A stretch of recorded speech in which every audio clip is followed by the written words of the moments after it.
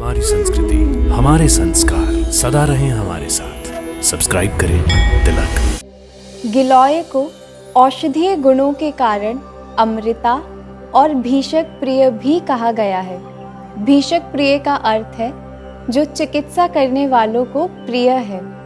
गिलोय अपने औषधीय गुणों के लिए विश्व भर में प्रसिद्ध है और इसका उपयोग सामान्य लोगों में भी बहुत प्रचलित है।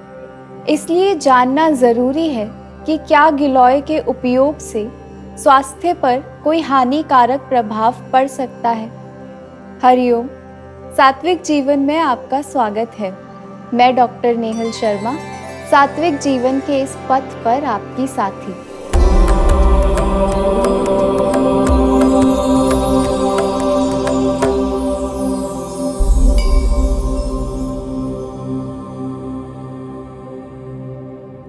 यदि गिलोय का प्रयोग अधिक मात्रा में प्रतिदिन किया जाए तो गिलोय के हानिकारक प्रभाव बिल्कुल संभव हैं।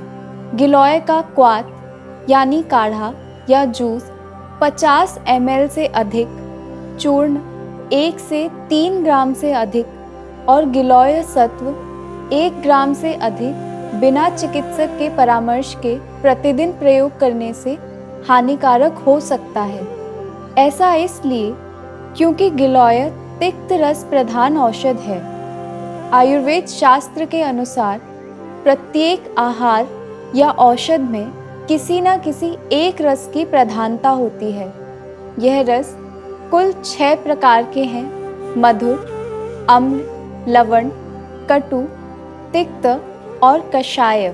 इनमें प्रत्येक रस का शरीर और मस्तिष्क पर विशिष्ट प्रभाव होता है। जैसे मधुर रस स्वभाव से ही सुख का अनुभव कराता है, शरीर को पोषित करता है, इंद्रियों को प्रसन्न करता है, शरीर के बल को बढ़ाता है और अधिक उपयोग करने से स्थौल्य, आलस्य, शरीर में भारीपन, पाचन क्रिया को मंद करने जैसी समस्याएं करता है। उसी प्रकार से तिक्त यानी कड़वे रस के अत्यधिक सेवन से शरीर की धातु जैसे रस, रक्त, मांस, मेद, अस्थि, मज्जा और शुक्र का क्षय होने लगता है। शरीर का बल कम होता है और बिना किसी श्रम के थकान महसूस हो सकती है। वजन कम होना, त्वचा में रुक्षता आना, मेद धातु यानी फैट मास का कम होना, एकाग्रता में कमी आना, मुख के सूखने की अनुभूति होना और विभिन्न प्रकार के वात रोग हो सकते हैं। इसी तिक्त यानी कड़वे रस का प्रयोग यदि उचित मात्रा में किया जाए तो पाचक अग्नि को बढ़ाता है, ज्वर में शरीर के तापमान को कम करता है और त्वचा विकारों में जैसे त्वचा में खुजली होने जैसी समस्या को कम करता है। इसके अतिरिक्त तिक्त रस का विषहर प्रभाव भी होता है।